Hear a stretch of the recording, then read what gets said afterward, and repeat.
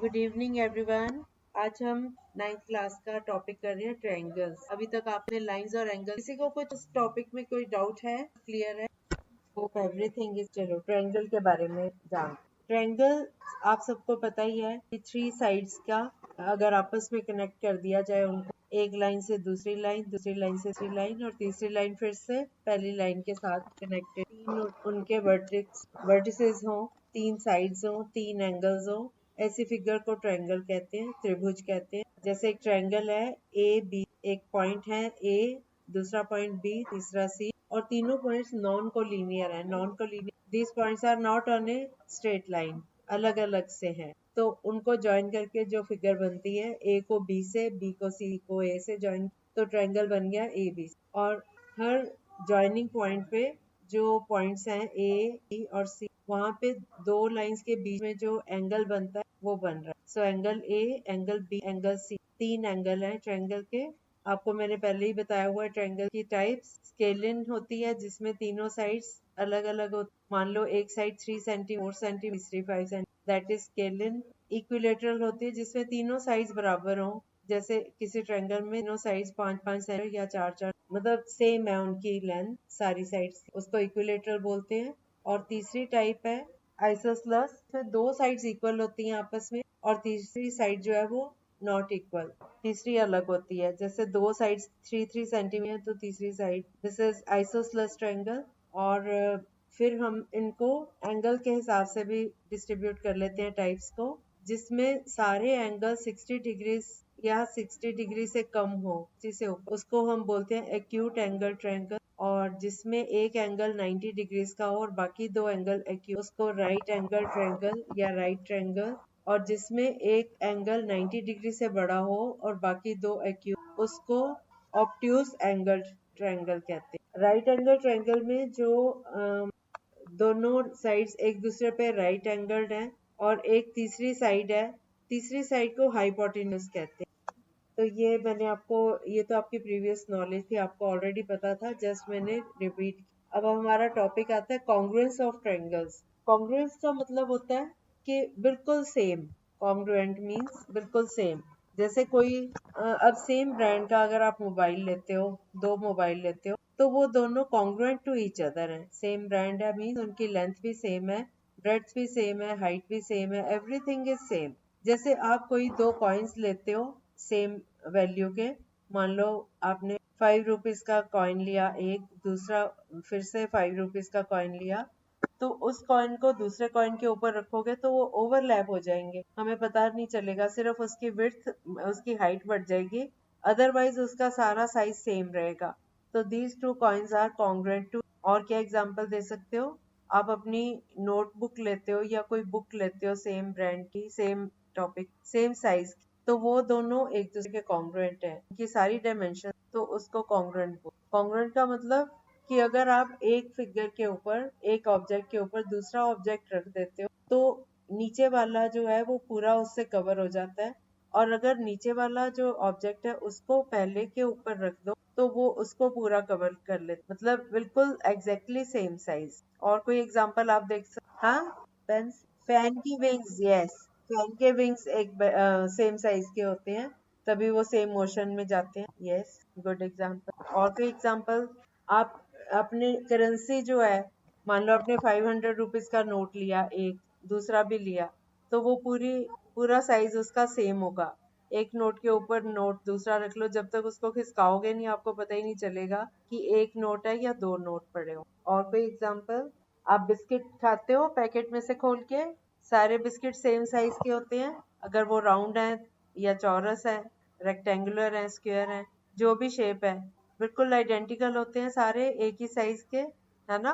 तो these are the examples of congruent things. ठीक है, ऐसे आप अपने माइंड में और भी सोच सकते हो, बहुत सी चीजें ऐसे दिमाग में। अब कॉन्ग्रुएंस के लिए अब हम कैसे कंपेयर करते हैं? अगर हम कहें कि 2 lines congruent to each other है, तो अगर उनकी लाइंस की लेंथ सेम होगी, मान लो एक लाइन मैंने 5 सेंटीमीटर की ली, दूसरी लाइन भी 5 सेंटीमीटर की ड्रॉ की, तो ये दोनों लाइंस जो है वो कॉन्ग्रुएंट टू ईच अदर है। इसी तरह से अगर मैं एक ट्रायंगल बनाती हूँ तो उसकी जो तीनों साइड्स हैं वो दूसरी ट्रायंगल की तीनों साइड्स के बिल्कुल इक्वल होंगी, और उनके बीच में जो एंगल्स बन रहे हैं वो भी सेम होंगे, तो हम कहेंगे कि triangles are congruent to each other.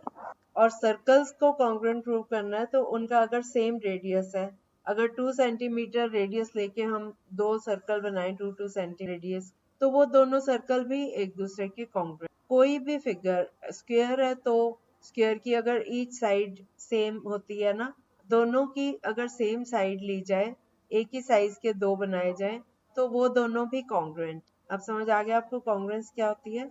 हमारा जो ये टॉपिक है, मैंने सिर्फ कॉन्ग्रुएंस के बारे में बताया कि होता क्या है। आज जो हम टॉपिक करने जा रहे हैं उसमें ट्रायंगल्स, टू ट्रायंगल्स कब कब कॉन्ग्रुएंट हो सकते। अब हमें पता है कि दो ट्रायंगल्स तब कॉन्ग्रुएंट होंगी अगर उनकी तीनों तीनों साइड्स भी सेम हो और तीनों एंगल्स भी, ठीक है ना। अगर एक ट्रायंगल में एंगल सेम है दोनों ट्रायंगल्स के, लेकिन उसकी जो साइड्स हैं एक की छोटी हैं और दूसरे की बड़ी हैं, तो वो कॉन्ग्रुएंट नहीं होंगी कि साइड्स डिफरेंट आ गई और एंगल्स बेशक सेम हो। ओके, जैसे इक्विलेटरल ट्रायंगल ही है, अगर हम 3 सेंटीमीटर लेंथ वाली ट्रायंगल बनाते हैं तो ईच एंगल 60 डिग्रीज का है। अगर हम 7 सेंटीमीटर वाली ट्रायंगल बनाते हैं इक्विलेटरल, तो उसका साइज बड़ा हो जाता है, हालांकि उसके भी ईच एंगल 60 डिग्रीज का है, लेकिन उनका साइज दोनों का आपस में डिफरेंट है। वो सिमिलर हैं दोनों triangles, but these are not okay. अब कॉन्ग्रुएंट होने के लिए कितनी कंडीशंस होती हैं। एक होती है SAS। SAS मतलब कोई भी दो साइड्स और उन दोनों के बीच में एक एंगल जो बन रहा है, जैसे ABC ट्रायंगल है, और अगर इसमें AB और BC दूसरी ट्रायंगल मान लो PQR लिया हमने ABC के कॉन्ग्रुएंट, तो हमें देखा है कि AB जो है वो PQ के इक्वल है, BC QR के इक्वल है, और angle B is equal to angle Q, तो हम कहेंगे कि दोनों ट्रायंगल्स कॉन्ग्रुएंट होंगे। बेशक उसका तीसरी साइड हमें नहीं पता, बाकी के दो एंगल्स नहीं पता, लेकिन अगर ये दो कंडीशंस, तीन कंडीशन सेटिस्फाई हो जाती हैं कि कोई भी दो साइड्स और उन दोनों के बीच का एंगल, अगर ये दोनों ट्रायंगल्स का इक्वल होगा, तो वो ट्रायंगल्स अपने आप कॉन्ग्रुएंट होंगी। ये अंडरस्टूड है कि उसके बाकी एंगल्स भी इक्वल होंगे और तीसरी साइड भी इक्वल हो, उसको प्रूव करने की जरूरत नहीं। दैट इज सो कोई भी ट्रायंगल्स को कॉन्ग्रुएंट प्रूव करना है तो उसके लिए जो कंडीशंस हैं, सबसे पहले मैंने आपको बताई SAS, S से साइड, A से एंगल और S से फिर से साइड, साइड एंगल साइड। दूसरी कंडीशन है SSS, अगर तीनों साइड्स बराबर हैं तो क्या ये कॉन्ग्रुएंट होंगी। नहीं, कॉन्ग्रुएंट होंगी ये अगर SSS कंडीशन है। अगर AAA है, एंगल एंगल एंगल, अगर तीनों एंगल दूसरी के तीनों एंगल के बराबर हैं, तो कॉन्ग्रुएंट हो सकता है वो ना हो, क्योंकि उनका साइज डिफरेंट हो सकता है, एंगल सेम है। लेकिन अगर उनकी साइड्स तीनों आपस में बराबर बराबर है तो वो बिल्कुल सेम बनेंगी, तब उनका एंगल भी वही रहेगा। नहीं, जरूरी नहीं 60 डिग्रीज का। मान लो SSS में क्या है कि एंगल जो मर्जी हो, तीनों साइड्स अगर आपस में मैच कर रही हैं तो उनका साइज बराबर हो गया ना। मान लो एक साइड है 3 सेंटीमीटर, दूसरी 4 सेंटीमीटर, तीसरी 5 सेंटीमीटर, तो ऐसे ही हम एक ट्रायंगल बनाएंगे 3 4 5 वाली, तो वो ट्रायंगल उस ट्रायंगल के ऊपर रखो ना, 5 वाली साइड 5 के ऊपर आ जाएगी, 4 वाली 4 पे और 3 वाली, तो ये अपने आप कोइंसाइड कर गई। ठीक है, तो SSS एक कंडीशन ये भी है, साइड साइड साइड, तीनों साइड्स अगर बराबर है तो ट्रायंगल्स कॉन्ग्रुएंट। अगर तीनों एंगल्स बराबर हैं तो ये कॉन्ग्रुएंट नहीं हो, जरूरी नहीं है। ठीक है, तो हमने दो कंडीशंस ये की, SSS SAS। एक कंडीशन होती है ASA। ASA मतलब एक साइड और उसकी उस साइड पे दोनों, बाकी दोनों साइड्स जो हैं जो उस साइड के साथ एंगल्स बना रही हैं, मान लो ABC हमने लिया, तो अगर BC PQR में QR के इक्वल है और एंगल B एंगल Q के इक्वल है, एंगल C एंगल R के इक्वल है, तो ये ASA, ये कॉन्टिन्यूशन में है ना, एंगल साइड एंगल कॉन्टिन्यूशन में है ना, क्योंकि सेम लाइन के ऊपर एंगल बन रहा है। ठीक है, तो एंगल साइड एंगल ASA, ये तीसरी कंडीशन हो गई।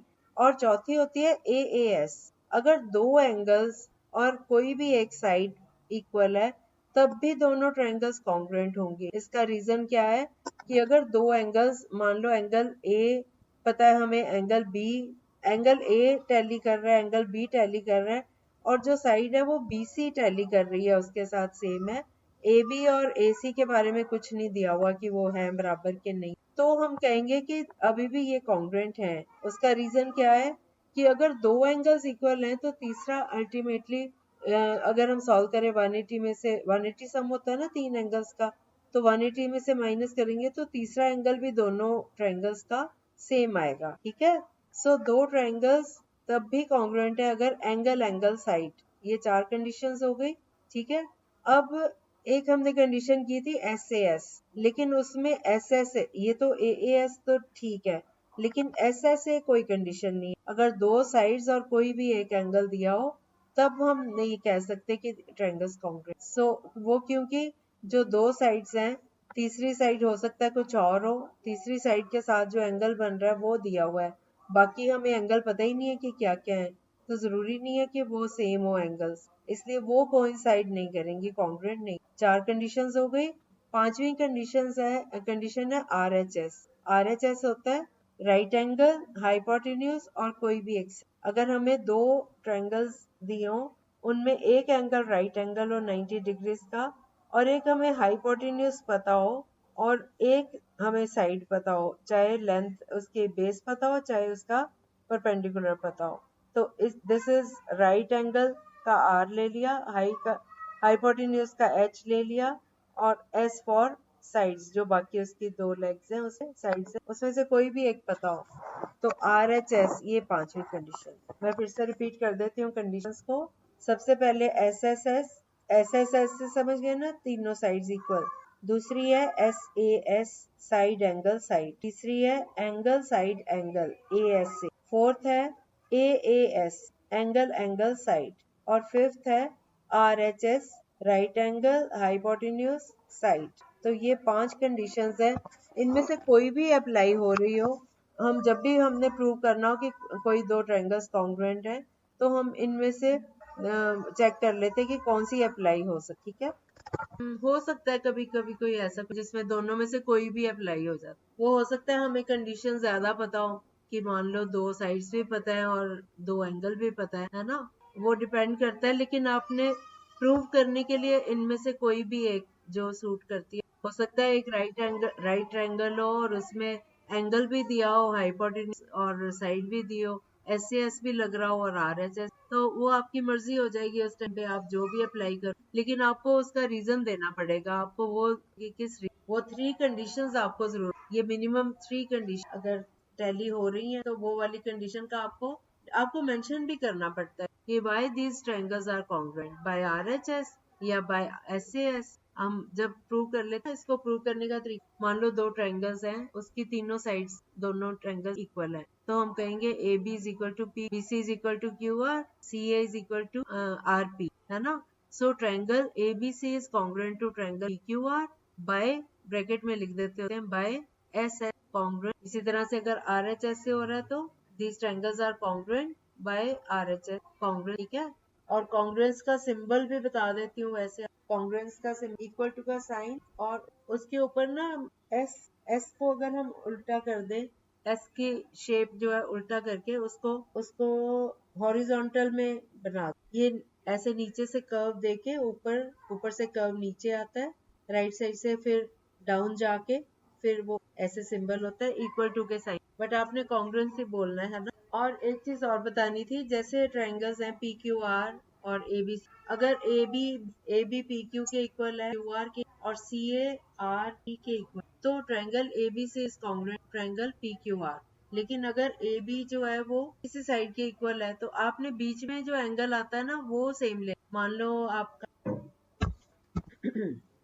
जैसे मान लो दो ट्रायंगल्स हैं ABC और PQR, अब मान लो AB 3 सेंटीमीटर, BC 4 और AC 5, और इधर से PR 3 सेंटीमीटर, PQ 4 सेंटीमीटर और QR 5 सेंटीमीटर। अब ये मैंने इसके ना फिगर्स चेंज कर दी। अब यहाँ पे AB जो है वो PR के इक्वल है, और BC PQ के इक्वल है, और AC QR के इक्वल। तो हम जहां से शुरू करेंगे ना, जैसे हमने 3 4 5 ऐसे लिए, ABC ले ली, तो triangle ABC is congruent to अब हम ट्रायंगल पी क्यू आर नहीं बोलेंगे क्योंकि पी क्यू जो है वो ए बी के इक्वल नहीं है, वो बी सी के इक्वल। तो हमारी ये जो फिगर है इसमें साइड्स थोड़ी उलट पलट दी है मैंने। ए बी जो है वो पी आर के इक्वल है, तो ये उसके बाद बी सी पी क्यू के इक्वल है। तो हम इसको ऐसे शुरू करेंगे जैसे ट्रायंगल ए बी सी में साइड ए आई और एंगल बी आया है ना, और फिर बी सी आया। तो अब हम 3 वाली साइड आर पी लेंगे और 3 और 4 वाली साइड्स हैं पी आर और पी क्यू, और इन दोनों के बीच एंगल बन रहा है पी, तो हम आर पी क्यू बोलेंगे, ट्रायंगल आर पी। ये बात समझ आ गई? Now triangle A B C is congruent to triangle R P, क्योंकि ए बी जो है वो आर पी से मैच कर रहा है और बी सी जो है वो पी क्यू से मैच कर, तो आर पी क्यू इस तरह से। ऑर्डर उसका चेंज हो जाएगा क्योंकि मैंने वो चेंज कर दी फिगर्स। समझ आया कि दोबारा बताऊं? ट्रायंगल ए बी सी लिया हमने और ट्रायंगल पी क्यू आर लिया। ए बी 3 सेंटीमीटर, इधर से P R 3 centimetre, B C 4 centimetre, इधर से P Q 4 centimetre, A C 5 है और क्यू आर 5 है। मैं ए बी सी बना रही हूँ ट्रायंगल पहली। अगर मैंने पहली ए बी सी ली तो मैं उसका ऑर्डर चेक करूंगी। ए बी की लेंथ है 3, इधर से आर पी की लेंथ है 3, फिर बी सी, ए बी सी लिया ना, तो बी सी की लेंथ है 4 और उधर से पी क्यू की लेंथ है 4, तो हम इसको पी क्यू आर नहीं बोलेंगे, आर पी क्यू बोलेंगे। Is that clear? और अगर मैं इसको लूं पी क्यू आर में, मैं अगर पी क्यू को 5 ले लूं, क्यू आर को 3 और पी आर को 4, तो उस केस में क्या होगा? A B 3, Q R 3, B C 4, R P 4। तो ये बन गई ए बी सी और ये बन गई Q R P. Triangle is Q R. Is that clear? Okay, मतलब उनका ऑर्डर सेम होना चाहिए ट्रायंगल, क्योंकि अगर हम ट्रायंगल के ऊपर ट्रायंगल रखेंगे, हम 5 वाली साइड पे 3 वाली साइड तो नहीं ना रख सकते, फिर तो वो उसकी शेप ही अलग हो जाएगी, वो कॉन्ग्रुएंट रहेंगी। हाँ हाँ, कर सकते हो बिल्कुल। Very good question. आप ऐसे भी कर सकते हो, पी क्यू आर अगर आप पहले ले रहे हो, पी क्यू 5 है, इधर से ए सी 5 है, फिर क्यू आर 3 है, तो हमने 5 और 3 वाली ले ली ट्रायंगल, इधर से 3 वाली है ए बी, तो ट्रायंगल पी क्यू आर लेंगे तो उधर से ट्रायंगल सी ए बी। आप कोई भी एक को चेंज कर सकते, ठीक है? तो ये तो थी इंट्रोडक्शन टॉपिक की। अब हम क्वेश्चंस पे आएंगे। ऐसे पहले एस कांग्रेस रूल का इन्होंने एक्सियम लिखा हुआ है। Two triangles are congruent if two sides and the included angle of one triangle are equal to the sides and the included angle of the other triangle. Included मतलब दो side से जो जो दो साइड्स इक्वल है ना, उनके बीच का एंगल, इसका मतलब इंक्लूडेड एंगल का मतलब। अब इसके बाद एग्जांपल है। एग्जांपल में फिगर दिया हुआ है, एक ट्रायंगल है ओ बी सी। पता है क्या है, कैसा दिया हुआ है, मैं आपको बताती हूँ। बी सी और O D, A D, B C और ए डी दो लाइंस हैं। रदर सी बी, ऊपर सी बी है, ऊपर की लाइन है सी बी, नीचे लाइन है ए डी। अब C को D से ज्वाइन किया है और A को B से ज्वाइन किया, तो ये दोनों लाइंस जो हैं ए बी और सी डी, ये दोनों एक दूसरे को O पे इंटरसेक्ट कर रही हैं, पॉइंट O पे। और हमें दिया हुआ है, अब हमारा question, OA is equal to OB and OD is equal to OC. Show that triangle AOD is congruent to triangle BOC and second part AD is parallel to, हमें जो फिगर दी हुई है फिर से सुन लो, CB और AD दो lines हैं, C को D से ज्वाइन किया और B को A से ज्वाइन किया, दोनों लाइंस एक दूसरे को क्रॉस कर रही हैं एट द पॉइंट O। और हमें दिया हुआ है जो सेंटर है O से OC जो है वो OD के बराबर है, OA OB के बराबर है, ये दो चीजें बराबर हैं। और हमने प्रूव करना है कि ये दोनों ट्रायंगल्स कॉन्ग्रुएंट है, ऊपर नीचे दो ट्रायंगल्स। तो आप बता सकते हो कि क्या कंडीशन लग सकती है? सिर्फ हमें दो साइड्स का दिया हुआ है कि दो दो साइड्स उनकी इक्वल है। ट्रायंगल बीओसी, ट्रायंगल एओडी और ट्रायंगल बीओसी कॉन्ग्रुएंट है, ये हम बीओ एओ के इक्वल है, ओसी ओडी के इक्वल है। तीसरी कंडीशन क्या लग सकती है? कौन सा एंगल सेम हो सकता है? फिगर ध्यान से फिर से सुन लो। बीसी और एडी दो लाइंस है, सी को डी से ज्वाइन किया, ए को बी से, दोनों एक दूसरे को इंटरसेक्ट कर रही हैं एट द पॉइंट। और ये वाली जो लाइंस इंटरसेक्ट कर रही हैं, इनके आधे आधे पार्ट आपस में बराबर है। बीसी का सी डी का सेंटर है ओ और ए बी का सेंटर है ओ। नहीं आया? वर्टिकली अपोजिट एंगल्स, दो लाइंस एक दूसरे को इंटरसेक्ट कर रही हैं तो vertically opposite angles BOC angle AOD, ये दोनों भी तो इक्वल होंगे। और ये दोनों, ये जो एंगल है ये दोनों इक्वल साइड्स के इंक्लूडेड एंगल्स हैं। So which condition is applied? Vertically opposite angles हो गए और two sides are equal, AO is equal to OB, CO is equal to OD, and vertically opposite angles BOC and angle AOD are equal. So triangle AOD is congruent to triangle BOC by which condition? Which congruence condition? कौन सी apply की आपने अभी? Very good, SAS, side angle side. ठीक है, हो गया prove. अब दोनों ट्रायंगल्स कॉन्ग्रुएंट है। सेकंड पार्ट हमने क्या प्रूव करना है कि जो ये लाइन है AD और ऊपर B कि ये दोनों पैरेलल भी हैं। How can they B parallel? Parallel show करने के लिए हम क्या शो करें? कब कब टू लाइंस पैरेलल होती हैं, क्या कंडीशंस लगती हैं, आपको करवाई थी। जब कॉरेस्पॉन्डिंग एंगल्स इक्वल हो, अल्टरनेट एंगल्स इक्वल हो, करवाई थी ना। अब एंगल, जो ट्रायंगल्स हमने कॉन्ग्रुएंट प्रूव कर दी, उसका एक एंगल तो हमने प्रूव किया कि वर्टिकली अपोजिट एंगल्स इक्वल है। अगर ट्रायंगल्स कॉन्ग्रुएंट होती हैं तो उसके बाकी एंगल्स भी इक्वल हो जाते हैं ना, कॉरेस्पॉन्डिंग एंगल्स। तो angle C is equal to angle D, है ना। Angle B is equal to angle A। CPCT पता है? Corresponding parts of congruent triangles, CPCT, ये सिंबल यूज होता है जब हम कोई ट्रायंगल्स को कॉन्ग्रुएंट प्रूव कर देते हैं और फिर हम कहते हैं कि ये दोनों कॉन्ग्रुएंट है इसलिए इनके ये वाले पार्ट्स भी इक्वल हैं। ये प्रूव करने के लिए हम उसको कंडीशन को करते हैं ना, because these triangles are congruent, so angle D is equal to angle A, angle D is equal to angle C, angle B is equal to angle A। इसके बाद हम इसका रीजन देते हैं, C full stop, P full stop, C full stop, T full stop. ये short form है उसकी corresponding parts of congruent triangles की। दो ट्रायंगल्स अगर कॉन्ग्रुएंट है तो उनके कॉरेस्पॉन्डिंग पार्ट्स भी इक्वल होंगे। ठीक है, तो अब यहाँ पे हमने ये प्रूव कर दिए कि दोनों ट्रायंगल्स के बाकी एंगल्स भी इक्वल हैं, तो उनके साथ हम रीजन देंगे CPCT। So CB is parallel to AD, ये हमने प्रूव। हरसिमर, अनमोल, कोई क्वेश्चन है आप लोगों का? अनमोल, हरसिमर, आर यू देयर? हरसिमर, अनम्यूट करके बात करो। अगला क्वेश्चन है, AB is a line segment and line L is its perpendicular bisector. If a point P lies on L, show that P is equidistant. Hello, हाँ, next question है, AB is a line segment and line L is its perpendicular bisector.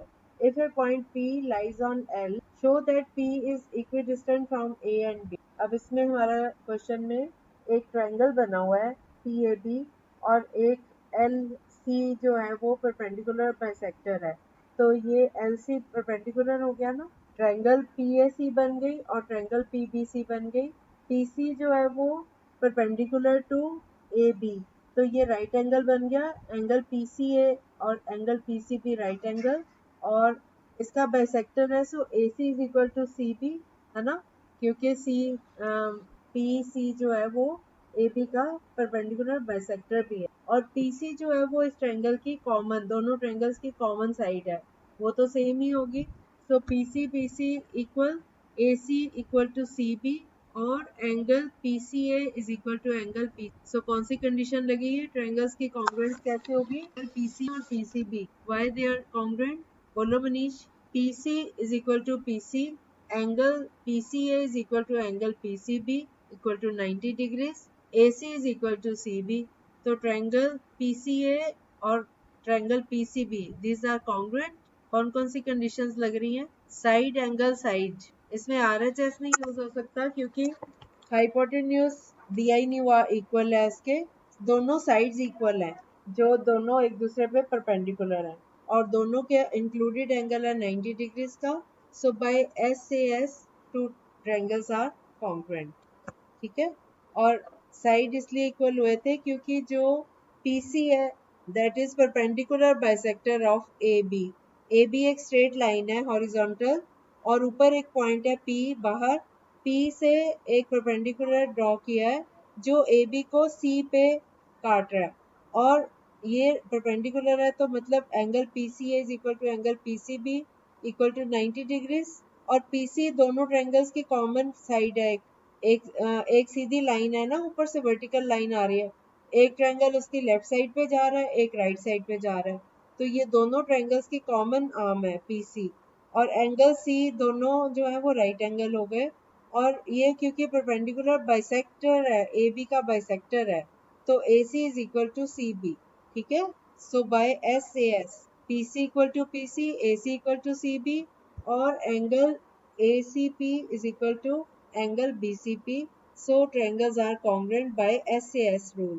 और फिर इन्होंने पूछा है कि P is equidistant from A and B, मतलब हमने शो करना है कि PA is equal to PB। अब ये CPCT से हो जाएगा, these are corresponding sides of congruent triangles। हमने प्रूव कर दिया दोनों triangles congruent है, तो PA is equal to PC by CPCT, so triangles are congruent and PA is equal to PB। ठीक है, अच्छा अब ना बेटा आगे एक थ्योरम आ गई है,